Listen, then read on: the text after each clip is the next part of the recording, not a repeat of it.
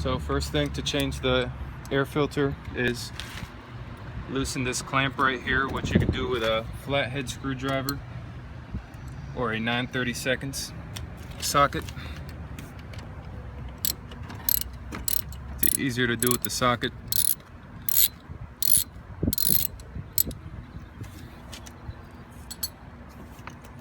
Next part is unplug the oxygen sensor.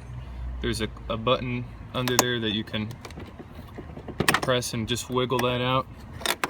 Take the wire off of this clamp, and then there's another clamp which you won't see in the video. Then remove or just unclip this.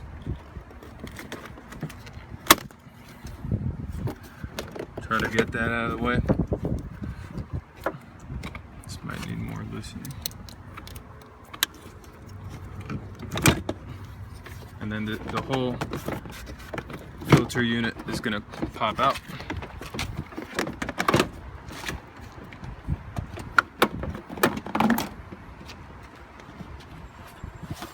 And to save time on the video, really all you need to do